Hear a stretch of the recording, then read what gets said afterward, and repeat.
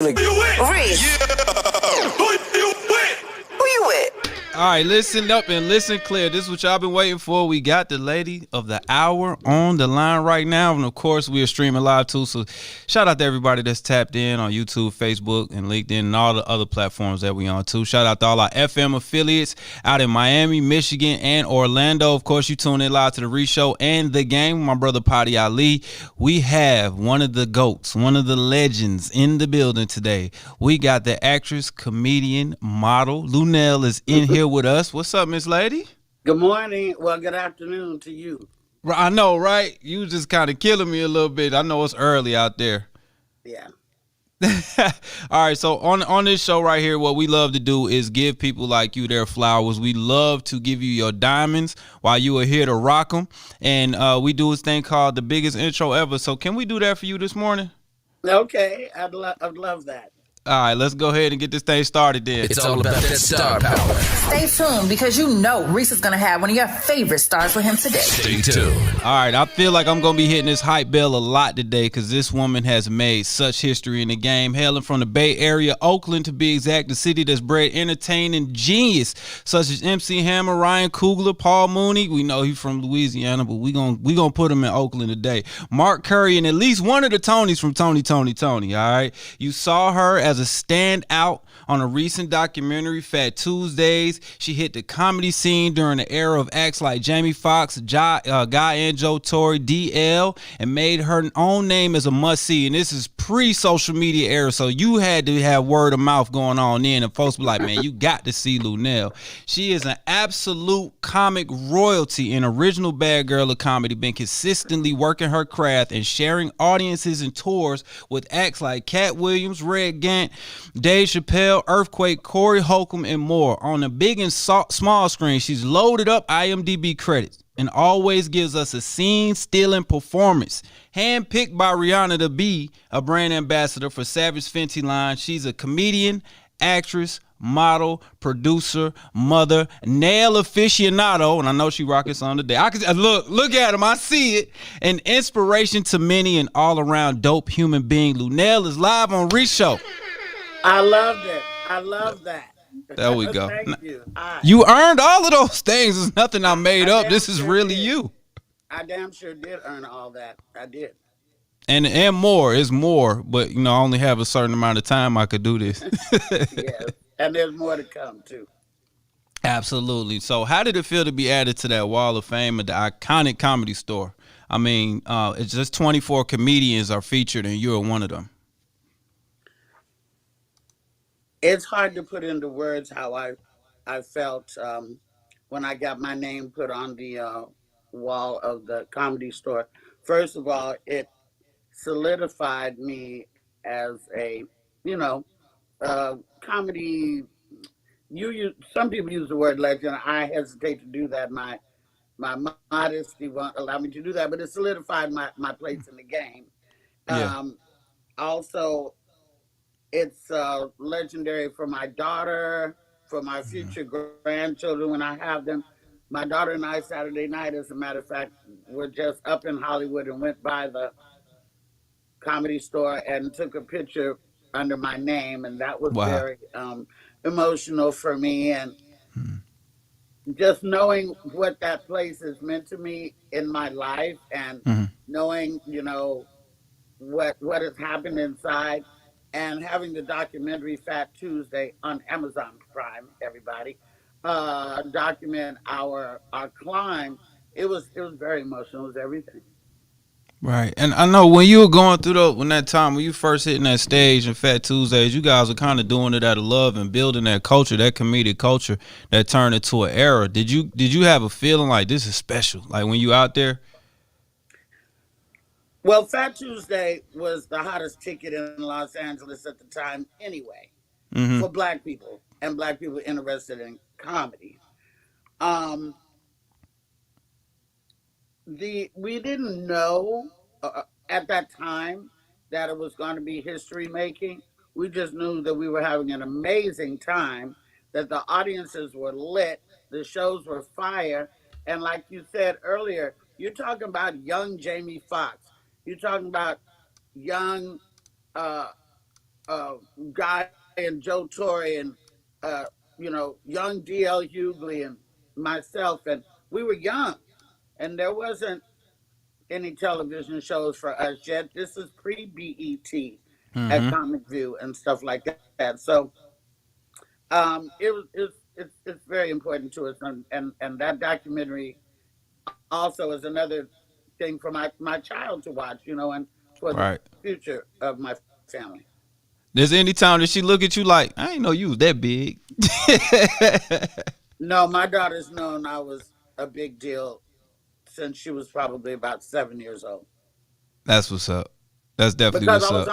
we were living in Oakland, California, as you mentioned earlier, Mm-hmm. and I was on TV hosting shows and doing red carpets in Oakland before I ever came to Los Angeles.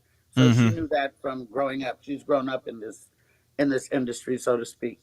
Right, right. Awesome. That's awesome stuff right there. Let's kind of take it back and rewind a little bit because you have a lot of fans that's been following from the beginning, but you're getting new fans every day, especially with the stuff you're doing with social media and of course, just being able to be more visible nowadays. Like, when did you first learn like you had it, like you can control the audience? Because I know some people they get it in church, so they get it at the family functions, and when they kind of just being themselves and all eyes end up being on them.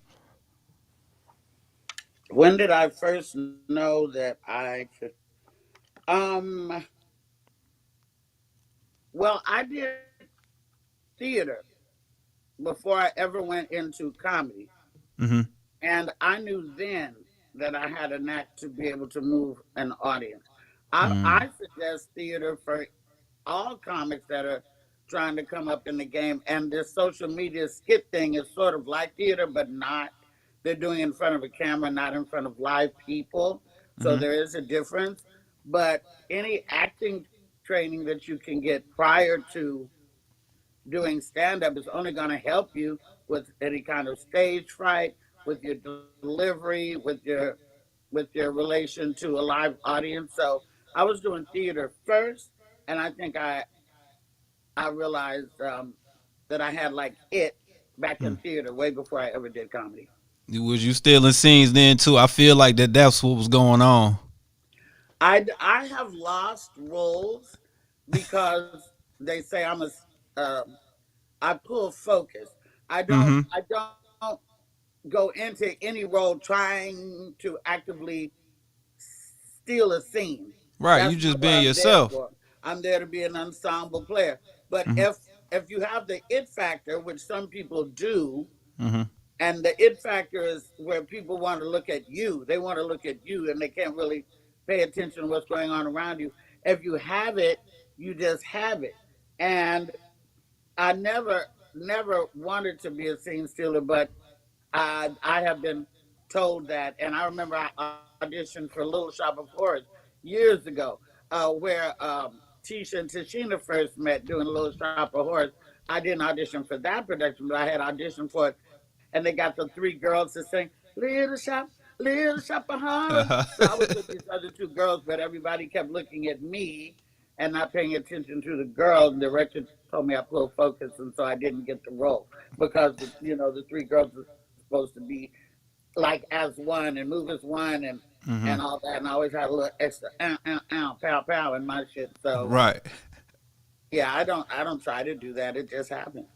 I think when people have that natural it factor, it comes off as genuine, and it always seems like that. So even though you're still in the scene, it doesn't look forced at all. It's just dope for us as an audience to be able to watch you do your thing.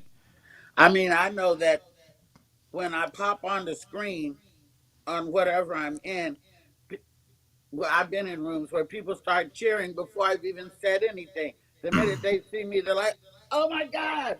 And then some of the dialogue gets lost because they're like, "That's my girl" and stuff like that. So, but I can't help that either, and I think that's quite enjoyable too. I I like that too. That's when you gonna have to start pausing every time you jump on scene, and they be like, "What's she pausing for?" She just waiting for the audience to relax so she can deliver those lines. I like that. Was there any other in particular role that you might have missed just because of that factor right there, where the producer was just like, "You too big for this situation"? Well, like I said, Little Shop of Horrors stands in my mind because I was so disappointed. I think I have not gotten roles before because of my bravado, but I don't exactly know which ones they were. Um, and at this point, I don't care. So. I feel you. I mean, you got enough credits not to, honestly. And you doing Yeah, but I'm 100, getting more city credits every tours. day. But Hmm. I'm getting more. I got stuff in the can that people haven't seen yet that's coming. I Yeah. got other projects that I'm doing that's coming. I went to a premiere last night of a show that's about to start in its second season that Mm. I'm on called Hacks on HBO Max. Okay. And everybody, so I have a crossover demographic.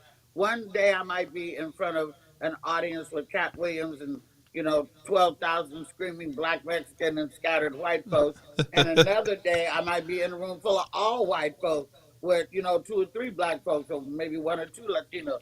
I don't uh I don't have a I cross over. I think that Borat thing did that for me, and that was never my Hmm. intention. I mean, I don't care because I'm blackity black, unapologetically black Right. all day, every day. But I do different types of projects. You know what I'm saying? I'm not limited to what I do by race or anything like that. Yeah, and I love what you just said. You said it was on purpose, and you can appeal to different audiences. It's not your fault that you popping, no matter what shade it is. It's probably green folks out there that love Luenell, and I see why. I mean, the talent speaks for itself, and you funny as hell. We just gonna put it out there. Thank you. I appreciate that. Yeah, and where the hell did you find Macaulay Culkin? Because I saw a picture with you and him, and I was like, when is this movie coming out? What is she doing with Okay. Kevin? Okay. Let me explain that. People did see me with Macaulay Culkin, from Home Alone, because it was this project by this band. I can't remember the name of the band right now. It's Electric something. I don't know. But there's this white band that was doing a like a like a virtual concert, Hmm. but part of the concert was like you were in an old 80s sitcom set, and then you open the door and go through, and then there's the stage and the band playing. So Oh, okay. I don't know. I didn't audition for that. They wanted me, and I just played a person on the sitcom side. It was me and Macaulay and um like a couple of other people that I didn't even know. Mm. And what do you think about me? Do you think I grew up ever thinking I would be doing anything with Macaulay Culkin? Like I didn't even Right. see how our paths would cross in the street, but yet we did, and now we're friendly.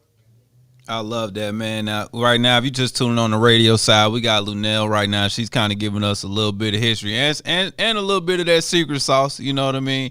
I do want to ask you about this because you grew up in the era where Eddie Murphy was kind of the bar, right? And you kind of look up and see, all right, that's where I want to be. Maybe not exactly where you want to be, but you know what I mean. Eddie was making money. He was in those movies, and he was selling out arenas. And you're doing comedy at the time, and like you said, you're an actress. Now to be working with Eddie on multiple projects, I saw Dolomite. You know what I mean? I saw Coming to America. I'm like, man, she killing it. So how was that being able to work with somebody you may have once looked at for that bar to reach? Well, of course, yes. Coming up in my era, Eddie Murphy was a bona fide comedic rock star, like Mm-hmm. the leather suits, the entourage, the clubs, everything like that. They was letting that man And do albums. Like he was yeah, doing right. singing albums. That's how big Yeah. Eddie was. But we're not going to talk about party all the time. But anyway, I had the thing that made it easy for me to work with Eddie is number one, I knew him already. We had been in some of the same circles, and I was actually more friendly with Charlie Murphy than with Eddie. I had just seen Eddie, but Charlie and I had done projects together Mm-hmm. and had become friends. We did Black Jesus. We did a movie called The Hustle. We I've been to the Black and Brown Comedy Get Down when he was on the road. He's seen me. We've done Mm-hmm. other little TV projects. So Charlie and I knew each other. So Eddie was well aware of who I was before I even thought about did he know who I was. But then we would be in clubs here in LA I asked for a picture, and he got that. I have a picture of Eddie and me in my living room right now from years ago. So when I got cast for Dolomite, which I had to audition for 7 times. I had 7 auditions for Hmm. Dolomite. And I didn't get the part that I auditioned for because I actually was auditioning to play Lady Reed, Queen Bee, Okay. the role that Okay. Divine Joy Randolph ended up getting, which I'm glad that I didn't get that because that was a whole lot of work what she had to do. A whole lot of outfits, a whole lot of running down the street, a whole lot of that. And I hadn't had my knee surgery. I had bad knees at the time of filming that. So I was better off playing the aunt. But Hmm. it was still when you walk in the room and there he is, and you say, "How you doing?" Get a hug and all that. It's still like, oh my God, this is Eddie. And then Right. to I be can cast imagine. in 2 movies back to back from Dolomite to Coming to America, I was like, I'm done. I can go into heaven now. That's it. Yeah. Yeah. No, hold on. We need you. Wait a minute. We need you. I So don't you really mean you gotta that, stick Lord. around. I don't mean that. I need about Right. 30 Right. more years. It was Yeah. knock on wood. She Knock need to on stay a wood. little bit. We got Right. more laughs we got to get out. That's How right. is it being back on tour with Katt Williams? It's almost been, what is it, 15 year span, and y'all back on the road together. That doesn't happen. No, I don't think that has happened before. Yes, I was on the road with Kat 15 years ago. Then after it was Ray Grant, myself, Melanie Camacho, Kat. It was only 4 of us, and Mm. the tour was so successful, we ended up making a movie, American Hustle, film. And then, of course, we remained friends, but went on about our separate ways, and he did other tours and stuff like that. Yes, to come back and be on the road with him 15 years later was, another dream come true. Because Kat is my friend. We're not just work friends.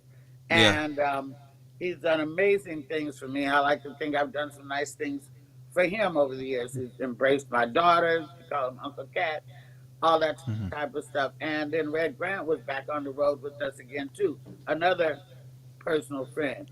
This time you had to add in Jen Thomas, Aaron Thompson, Zoo Miller, and the great Oakland resident Marc Curry.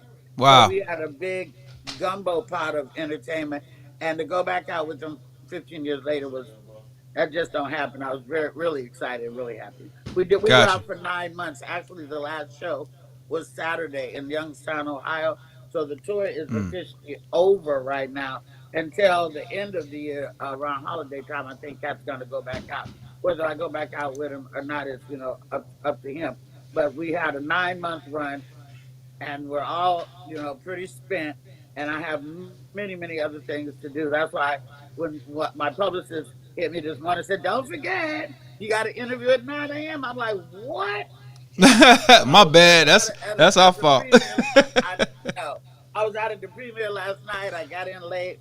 I've got these shades on because I didn't put on no lashes this morning. I would comb my hair. I was just like, "Oh my God, brush my teeth, go up under these arms right quick, put on something, and log in." That's how you got me this morning. Well, we apologize for the time difference. But we definitely appreciate you, man. Just being on the road and being on these different tours. And I know, did it cross over with the Dave Chappelle situation too? Did that kind of cross over some of those dates? No, I had no conflicting dates with Chappelle that interfered with Cat's tour. But what I did do is I had a date with Chappelle the night before. I Mm. had to get with Cat in another state, so I did the show and then went straight and caught a red eye and flew to another state where Cat was. Yeah. Dave has parties and all this stuff after the show, and I didn't get to stay and do any of that. I had to do thank you and good night, go in the room, change clothes, go get in the car, Mm. go to the airport like that. Man, hit it. You wasn't at the one with Crazy Man ran on stage, were you? No, I was not. Thank God. Okay. Thank God. Yeah. 'Cause I feel like you'd probably hit him with a couple of them too Well, I wouldn't because his security took care of all of that. But I swiftly. just wouldn't have wanted to be there if something had happened to Dave. I Yeah. wouldn't be able to take it. And then also I just I had just left. Actually, I had done the show with him, the prior show with him was the one that I was on at the Hollywood Bowl, which was pretty iconic in itself. Right, right. Man, I'm so glad he's all right and basically skated out of there, without anything crazy happening. But I know as everybody seems like now we got to have security just to do a comedy show. Chris Rock at the award show. Now this thing is happening. I'm really hoping this doesn't become a trend. Well, first of all, I have been bitching about security for comedians for over 10 years. I've had security traveling with me for about 10 years, my own personal security that I have to pay.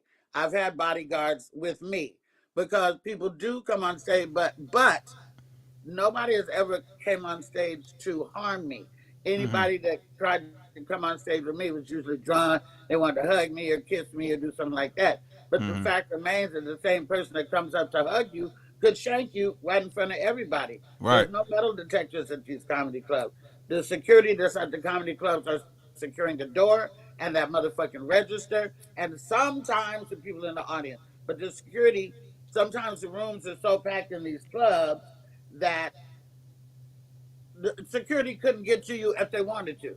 If they're in the back of the room and they're not standing on the side of the stage, my security is always on the side of the stage. Nobody even knows who my security is anymore because they look just like anybody else.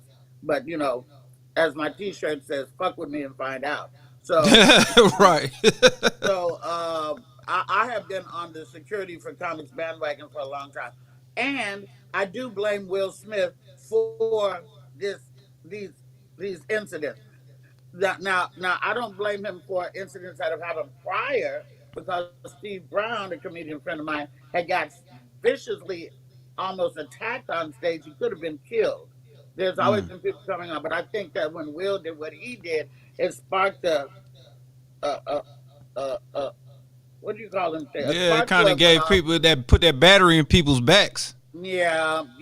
I don't, Will is what one person does not negate what other people do, but just like murderers, there's copycat murderers. Yeah. And, stuff like that. So I watch a lot of forensic files. Sorry.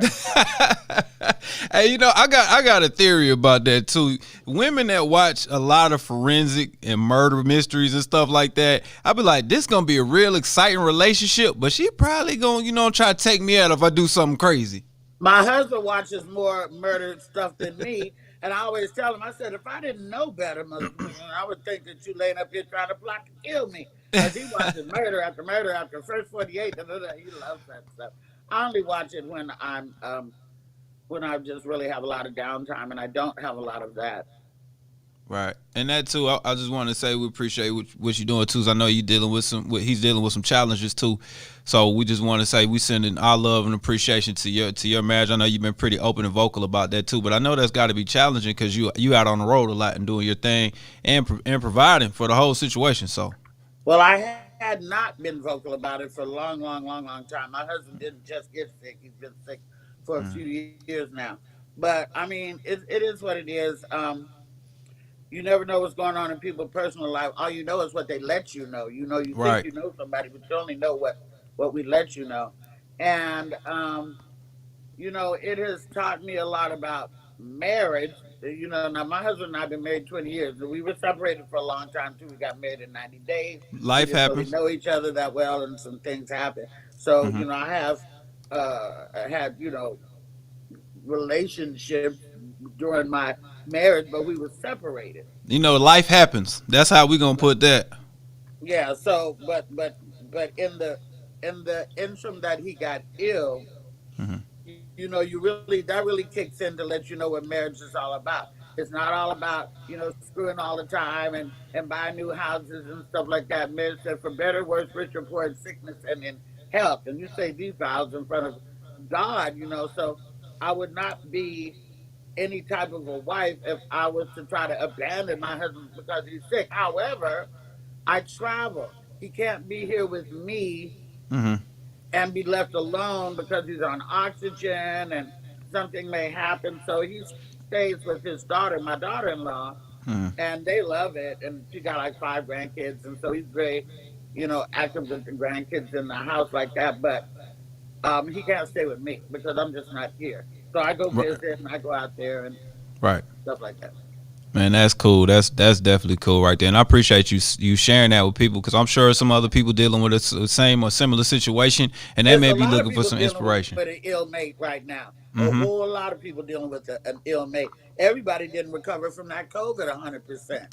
You Right. know, I talked to a Right. friend of mine the other day, and they still got respiratory problems. You know, Mm-hmm. and they've been done with their bout of COVID for months. But you know, that's what love is all about. Shit. Yeah, that's what it is. Exactly, man. And you got love for that, but you also got love for the game. Even when you couldn't get out or when you couldn't move around like you wanted to, you still giving us comedy, still giving us gold on social media. You starting different shows and game shows and everything. Yeah, I started a YouTube show during Corona because we were. I I I almost forgot how to put my makeup on because I hadn't done it so long. But I started the show to sort of stay connected with my fan base, and I started doing a lot of more Instagram lives and stuff like that. Um, because I just wanted to, you know, I didn't want to lose the people who was riding with me before the lockdown. Yeah. And it's on YouTube. I had to stop when I went on tour because I just was not able to keep up with the show and be out of town at the same time. I did do it during my knee surgery. I had double knee replacement surgery, and I did it when I was in Texas and did it in the Mm. bathroom and did as much as I could. But it's on YouTube. I got 62 episodes up. It's called Hey Luenell. We call my fans now lunatics, you know, Luenell, lunatics. So that's where I got my lunatic fan base from. And I try to keep up with my people because I'm such a real one. You know, I do a lot of behind the scenes stuff when I'm on tour. I might do video from the airport. I might do video in my dress room, do video in our Airbnb or whatever like that. Because with this platform, you know, you have the ability to reach a lot of people, and people seem interested in seeing me kick it. You know, Yeah. before all the makeup and all that. And I'm not one of these hung up chicks about my look so much that I just have to be done up every time I see somebody. I mean, you know, I can take glasses off. Here I am in good feet, but I just, you know, I'm not ashamed of that. So I show them. I be in my gown. I be in a raggedy gown and all that kind of stuff. I'm not a Kardashian. I'm not Garcelle Bouvet or anything like that. I'm just Luenell, and you can take it, or there's a button up here, and you can leave it anytime. I don't. Man, that's why we love you though, cause you're 100% real. You glitzed and glammed up, or you just showing us the behind the scenes footage. I do know one thing though, them nails gonna be perfect. I know that. Yes, and if you put these two together, it makes a heart. See, See, that's what I know. All right, so before we talk that makes about us together. this Rihanna situation in Savage Fenty, when is the chain of nail salons coming out? This has to be in the works. Everybody wants me to do like Luenell's nail thing. When I have one business right now, and that's me. And then I have some property that I'm trying to get next year. Hmm. Maybe if I after I get settled with these other properties, I might think about doing a nail thing, because I do know what they need in nail shops, and what we need is more Mm. professional American and especially African American female technicians. You know, when you're a buy black type of person, Mm-hmm. you can buy black health food. You can go to the black grocery store. You can go to get your hair done by a black person, but you always end up having to go to a Korean nail salon to get what Mm-hmm. you want. So I would love to open a professional one, but we tend to be slow and we tend to talk too damn much. So there's gonna have to be some things adjusted in my salon. You know, don't overtalk people and get her Mm. done and get her done right, and then get them out, in and out. That's That's what people want in the nail shop, right? Right. Yep. So we waiting on Lou Nails. That's what we waiting on. I can see it now. Right on. It's easier than having a restaurant, I think, than Yeah. you know the That's it. food people and all that. Yeah. That's it. I know you talked about it before, but I do want to do a quick little touch on that Savage Fenty situation. How did that come about? Because, like I said earlier, you got new fans and they want to know. Well, I have a when we were on tour with Katt the first time, we had a tour bus driver named Damien. Damien continued to be a tour bus driver for celebrities after after the tour ended. So he called me. We stayed friends after the tour, so we've been friends for like 15 years. One night he called me on FaceTime, and I answered the phone because I only answer the phone on FaceTime late at night for certain people. And I was like, "What's good?" And he said, "Hey, we was just watching you on the tour bus." I said, "We who?" He said, "My client." I said, "Who's your client?" And boom, Rihanna popped on the screen. I was like, I almost broke my fingernails trying to get a selfie. I mean a screenshot, which I did, but I've never posted because she was in her downtime too. So I was like, "Oh my God, Rihanna, hi!" And she was like, "I just love you. You're so funny. I'm a big comedy fan." And she was so delicious, just hearing her little Bohemian Accent. Yeah. Barbados accent. And so I told her, we were talking about things, and I told her, I said, "My daughter really likes your lingerie." I said, "I like it too. I wish you made it in big girl sizes." And she said, "I do." I said, "You do?" I said, "Well, shoot, let me be a model. I want to be a model because I've always spoke up for what I want. And all I can say is no." And so she said, "Yeah, let's make it happen." I said, "Oh, okay, da, da, da, da." We got off the phone, and I thought that was cute. That was fun, whatever. But then about 2 days later, she personally hit me in my DM and asked for my email. I sent her my email, and then contracts started coming, and how you get the lingerie, and how many pictures they need a month, and da da da da da, and the money. Yeah, the So, money. and the money. Rihanna pays well, everybody. Please know that. Let me hit the hype bell So, for that. Rihanna paying yeah. well. So, lingerie. You go through a catalog, you pick out what you might want to wear for that month. They send it to you, and then you have to be photographed in it. And now, mind you, it was a little difficult for me at first because I have 4 brothers, and 3 of them follow me on social media. One of them, Oh the yeah. other, don't have social media. And then I got, my daughter has her friends and stuff like that. And, there was a lot of, "Yo, Luenell, your moms, yo, what's up with the peach out, outfits." So I had to, and if the embellishment is on the back of the panties, I have to show the embellishment. It's not like I'm trying to show my ass, but I got to show the panties. I got to show the bra. And so I became a model, and we did that for about a year.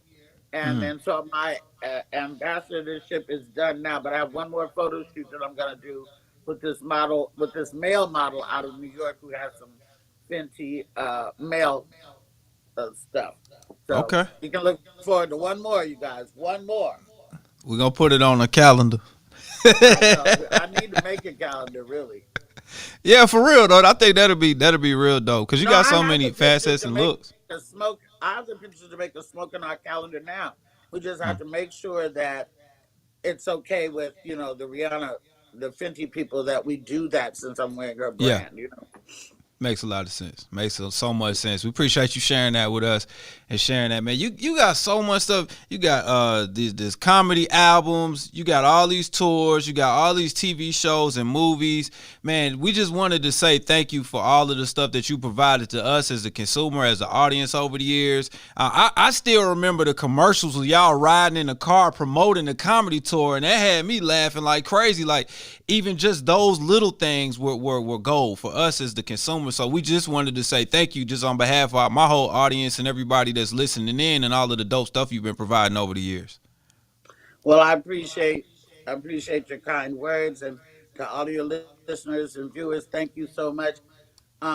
Please follow me on Instagram at Luenell at Luenell. I'm almost at 1 million followers.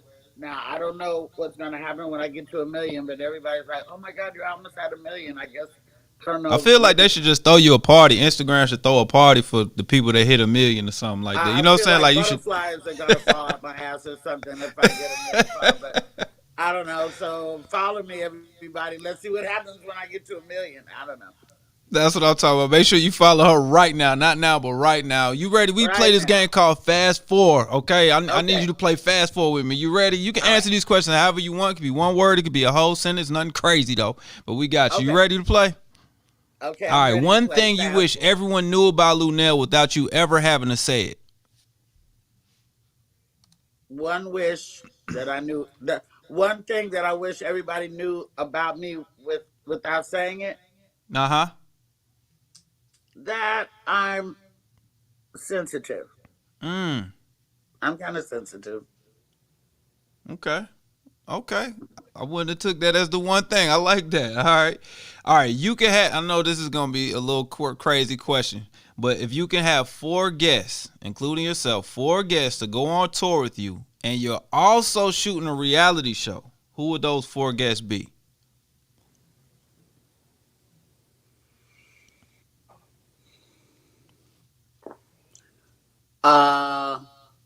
Let me see. If I could have 4 guests, say it again. If I could have 4 guests, Yeah, you including got, me, of course, you the 5th person. So you the 5th Oh, heartbeat. We okay. got Luenell and friends. So you got 4 guests going on tour with you, but y'all are also shooting a reality show at the same time as this tour. I would have my cousin, comedian Shay Sugar. Okay. She's my cousin, but she's a comedian as well, and she does sketches and characters, and plus she cooks and she's everything, and she's spiritual. I would need her if we were shooting reality. So I would have my cousin Shay, and then I would have. Do they have to be comedians? It could be whoever you want it to be. I would probably have I see the Rihanna. tattoo. It could be anybody. I see the tattoo. Let's go ahead and call heaven and get Prince down here on the show. Prince would not do a reality show, so that's not even. Right. I'd have Shay. I'd have maybe Katt's not down for nothing like that, but I would love to have Katt Mm-hmm. as part of it. So that's Shay, me, Katt. I need 2 more, right? Yep. Probably Obama, Okay. Michelle, Michelle. Well, I mean, you gonna get Obama if Michelle coming. You gonna get him as a bonus. Exactly. See how you So cheated, I'll take Michelle and Obama right? by proxy, and then probably maybe Patti LaBelle. Okay, I like how you rounded it out. You got motivational speaking. You got somebody that's a Swiss Army knife, if you will. She could do comedy, cook, and she gonna provide you with some keep you down to earth. I like it. I like the tour. Yeah. All right, what's your favorite city to perform in and eat? Oh Jesus. So they gotta have a good restaurant in that city or a good chef that you know or something and perform in. Well, I'm gonna have to go with New Orleans. Let me hit the bell for New Orleans. That's If we're eating, if we're eating, I'm gonna have to go with New Orleans. I've only performed in New Orleans a few times, but I've had a great time since I've been. Every time I've been there, and I've got tons of other places that are amazing too. But New Orleans, the last time we were there, it was so epic and so fire, and it was Mardi Gras, and it was lit. So I'm just gonna say New Orleans for right now. That's what's up. All right, last question on the fast forward. One piece of advice you would give yourself at 18. Don't touch the cocaine. It's a hell of a drug. Cocaine is a hell of a drug. I would have told myself to don't do that. All right, and that could go. You know what? Michael Collier said the same thing when I talked to him. He said the same because thing. we got stories. He damn sure got one. Yeah. Yeah, he said the same thing. I would have never, ever done that. Got you. Hey man, we appreciate you once again. Thank you, Queen, for joining us and just I know it's early out there and just giving us all this beautiful energy and inspiration as you always do. Thank you once again for blessing our audience. And thank you for having me once again, Luenell on Instagram, Luenell. My website is the official Luenell on. My Facebook is the official Luenell on Facebook, and my website, if you want to see show dates or purchase merchandise or download my CD, I Only Drink at Work, you can go to heyluenell.com, HeyLuenell.com. Is hey, y'all like hey, not hey like horses, y'all. Make sure y'all spell it right. That's why I spelled the shit. You have no idea how many people was like, now hey, is that H? You know what you got to do? You got to go ahead and buy both websites and just have the wrong spelling forward over to the right spelling. That's what you do. Make it easy. That's a thought. There you go. Once again, I appreciate you. Before we get up out of here, let me give you guys our Reese's Peace of Mind and Pops Knows Best. You kind of gave me that line today. It's just a little bit of inspiration. It says, speak up for what you want. All they can say is no. And this lady's been getting a lot of yeses over the years, and that's definitely something that's been working for her, so you should try it too. Thank you, Luenell, for joining us. Make sure you get her to 1 million today. I'm challenging y'all. Go ahead and follow her. Let's get her to 1 million today so she can get that party and the butterflies out the backside, like she said. You already look like you smell like unicorn sweat, so that's just an added bonus. I ain't mad at you. That's so funny you should say that. There's this stuff called unicorn oil that I do use. Yeah. I always smell amazing. Everybody tells me all the time. I take great pride in smelling like fruit cocktail all the time. That's the first thing I noticed about a lady, how she smelled, like her scent. I'd be like, ooh. Oh, I get you. If you walk by me, you'll be like, damn, who was... See, because you're going to be having me out here ready to make bad decisions. We not doing that. All right, Miss Lady, thanks again for joining us. You have a blessed rest of your day. We're looking out for you on all these dates and all these TV shows and movies too. So once again, we appreciate you. Let me hit the hype bell on the way out. And check out Hacks on HBO Max. Hacks. Absolutely. All right, Miss Lady, thank you. Bye, everybody. All right, y'all, keep it locked in, man. We're going to get back to this mix right here on Reec Radio. And, of course, on the streaming side, we catch you tomorrow. We got another lit interview. Make sure that y'all tuned in right here. Reec Show Live.